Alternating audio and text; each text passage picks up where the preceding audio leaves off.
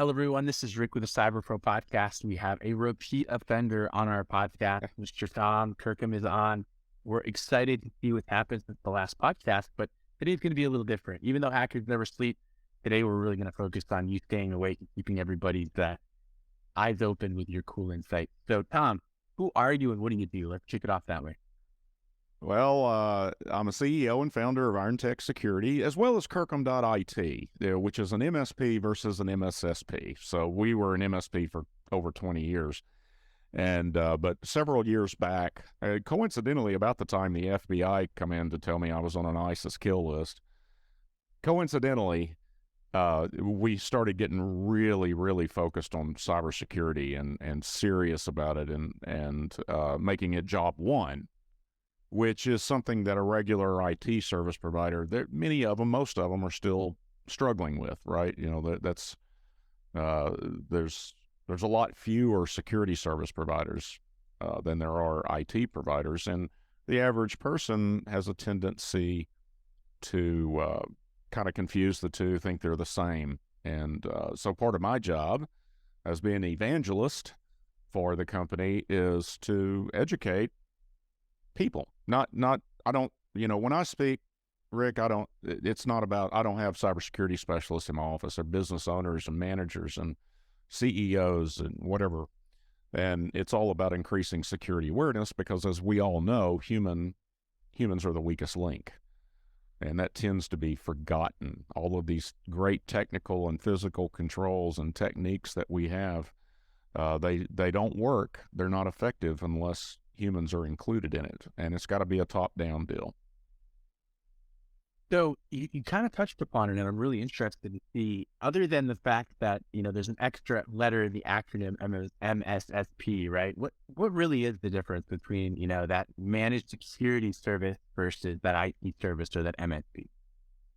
Well, there's a lot of different ways to approach it or justify being a true MSSP. But in our case, it's making security job one.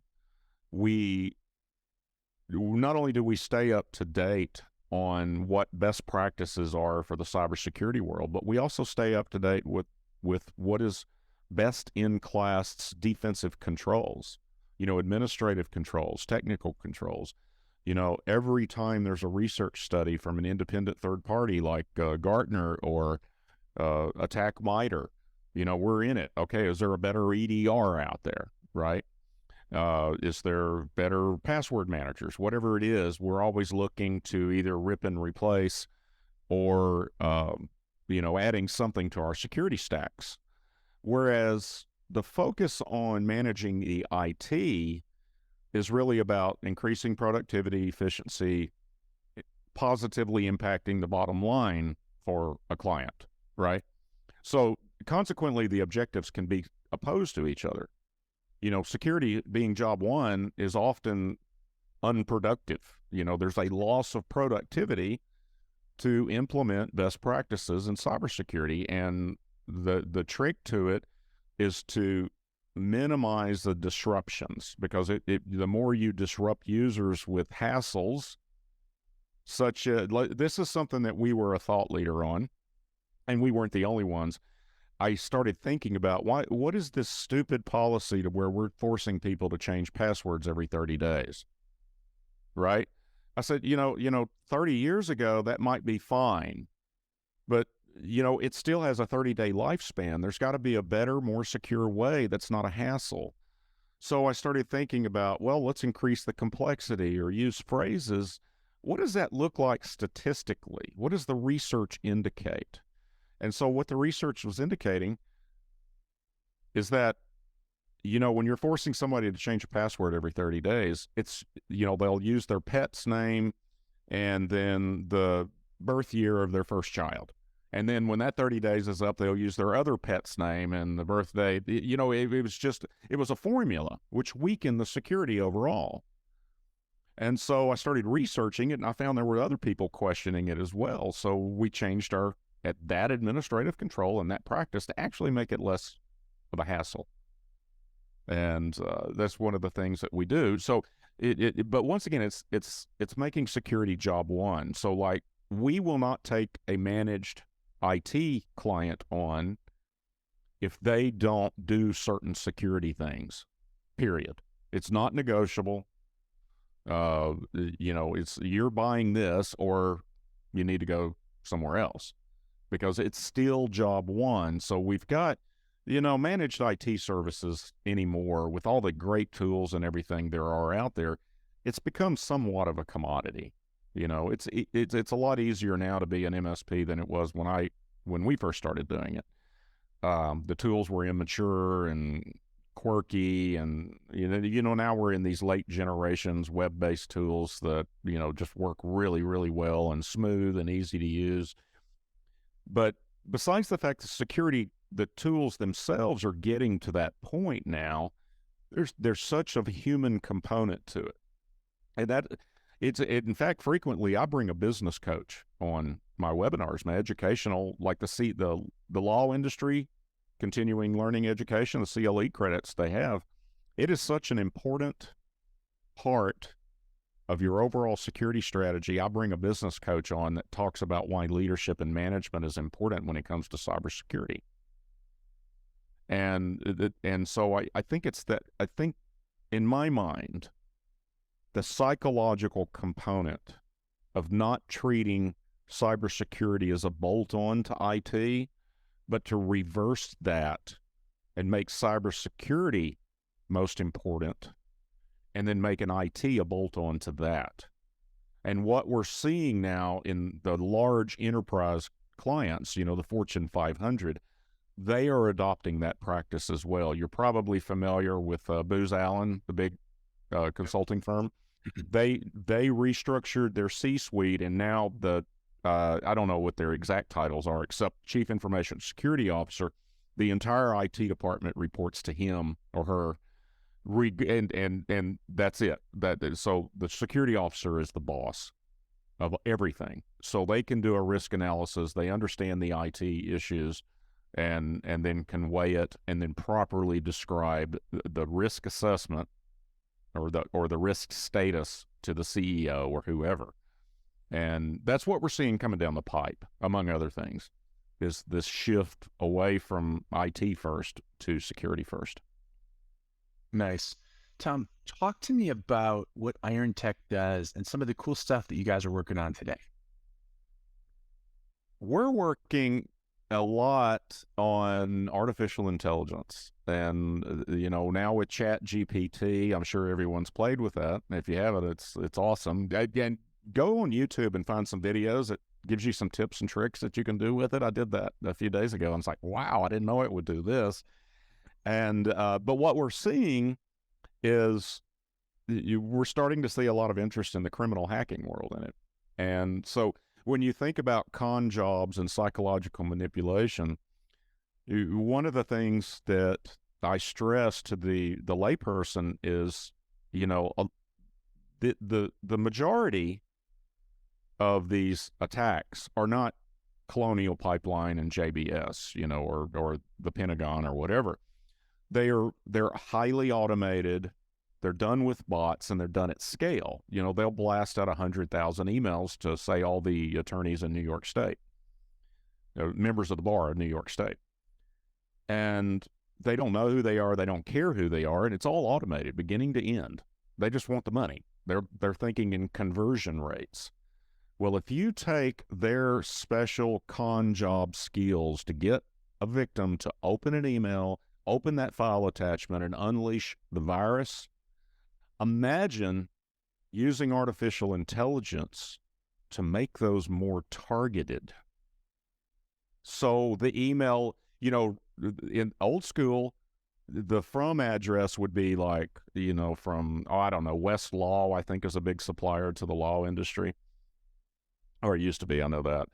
And, they'd say something like, well, your subscription, you haven't paid, you've got outstanding invoices, open the spreadsheet and address these immediately, or we're going to cut your service off. Well, that'll shut a law practice down. And so they trigger those psychological things. It's a confidence scheme or a con job. Well, imagine if those emails can still be sent at scale, but instead of it coming from West Law, it comes from your boss or a managing partner, because it can go out and scavenge from LinkedIn or anywhere on the web and figure out who you work for. And I'm sure there's a million other ways to take that and apply it. And I think that this year we're really going to see an increase in these targeted attacks using AI, and it's going to make the human element even more important to understand that. So, we're a targeted company. Every time we just promoted a guy about a week ago, he went full time. He was an intern, got an operations job, and Monday he got a targeted email that looked like it was from me. And we know we're targeted, so somebody's looking at us. A human's laying eyes on us and sending these to see if they can get a hit. But now they can just use AI and target all the IT suppliers and MSSPs and everything like that. So that's a little bit terrifying. Now the good news is that we've been using AI for years in order to defend against attacks. That's how an EDR works. It's a neural net, understands storylines and imminent threats, and this is the beginning of an attack. It doesn't have to detect a virus or anything like that. It just knows what an attack looks like. So it's going to be fascinating. You talk a lot about the human perspective or the human piece of cybersecurity. I know the buzzword that I'm hearing is they're calling it layer 8. What do you think is important when we talk about layer 8 and a human perspective as far as cybersecurity is concerned? Well, I'm not plugged into that phrase layer 8, so you may have to brief me on that. Yeah, so it's a new verb kind of coming into the world. You look at the network security. There's 7 layers of network security, but layer 8's the one that oftentimes is breaking. Right? It's the fact that if they attack the human, which is layer 8, then that's the only layer of network security they have to break. They don't have to break through the other 7. And it's a new term. It's a term that's just starting to get traction. I work for a company that is using it quite a bit. I've heard that the Department of Defense is starting to use it a bit. And so, it's curious that we have to come up with another way to say human perspective or human notion. But yeah, so layer 8 is basically the human component of the cybersecurity chain. Okay. Yeah. Okay. Well, I think that I could adopt that until something better comes along. Right. But I don't think Bob Kahn or Vint Cerf would approve that. But yeah. But yeah. So what was your question then? Now that I know that. Yeah, of course. So the question really is, why is understanding the human perspective, the human component of cybersecurity so important? Well, when 95% of the breaches have a human failure at some point, 95%. But they're a lot like an airplane crash. It's not just one thing. Usually it's a series of things that failed. It might be an engine blew out, right? Or, we hit a flock of geese. And then this particular aircraft, the pilot didn't follow the proper procedures for shutting the engine off or whatever. But there's always that human component. Very, very rarely, 5% or less, is there a non-human component. There's a human failure, as in almost everything in life, right? That's what life's about. It's the humans are imperfect beings, and it's if you run a company, or even if you're just a part of a company, you recognize this. That there's somebody, that a colleague or somebody that works for you. Their strengths and weaknesses. Hopefully, your own strengths and weaknesses. And if you've set your culture up right, you figure out how to make that team go out and win the Super Bowl.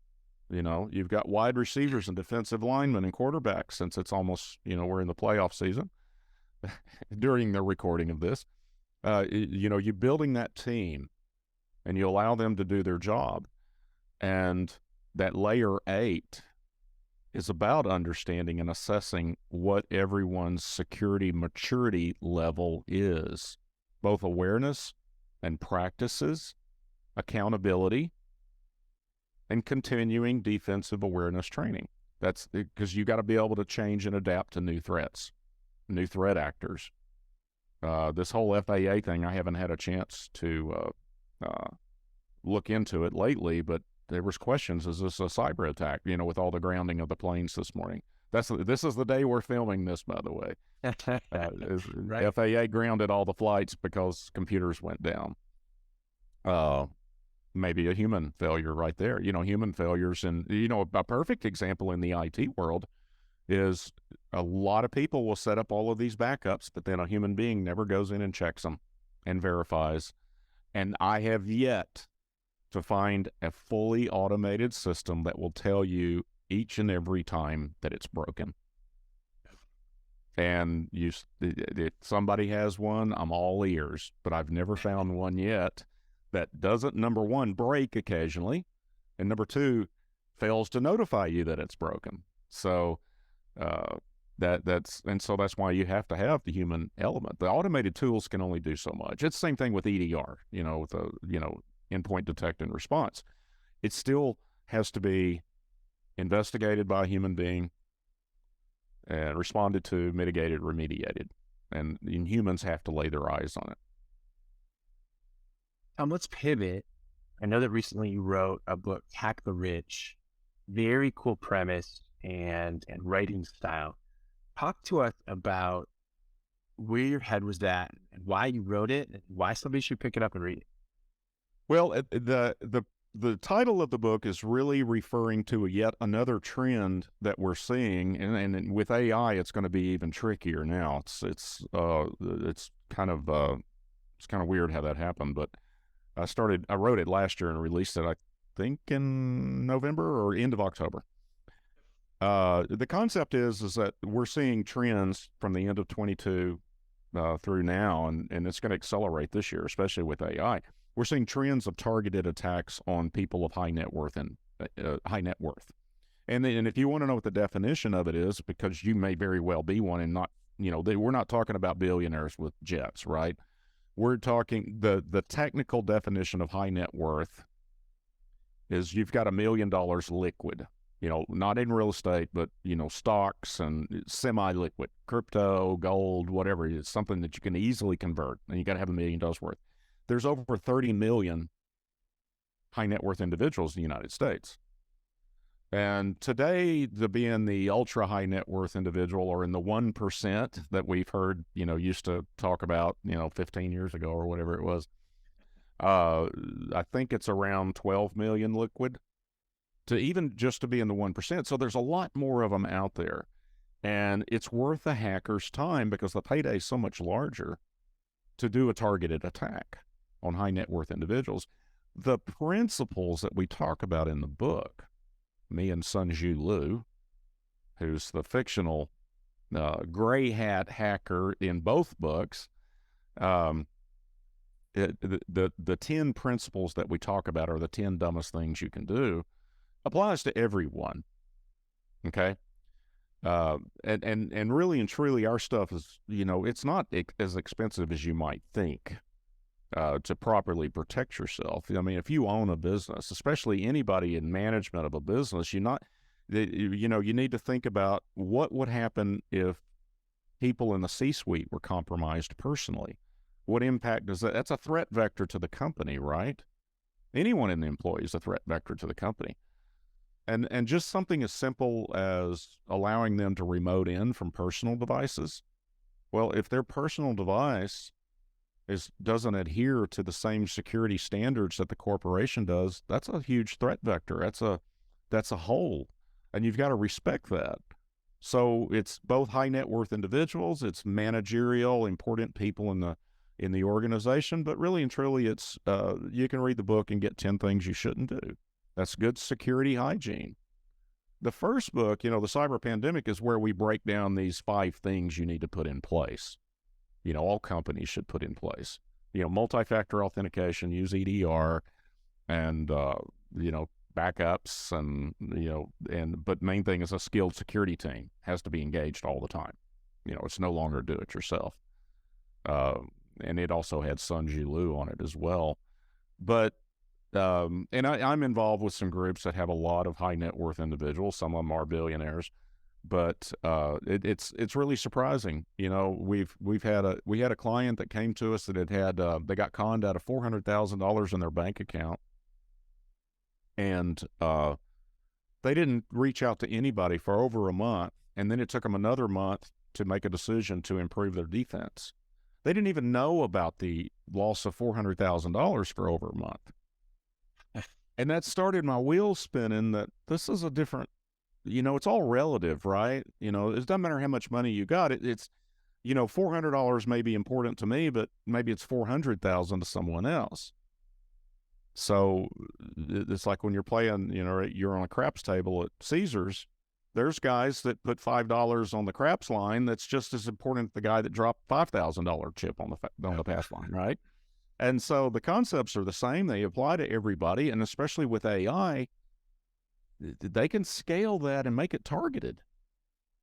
And once again, depending on their business model, they may make more money just targeting people for $500 rather than $500,000. So that was really the triggering event was that new client that we brought on.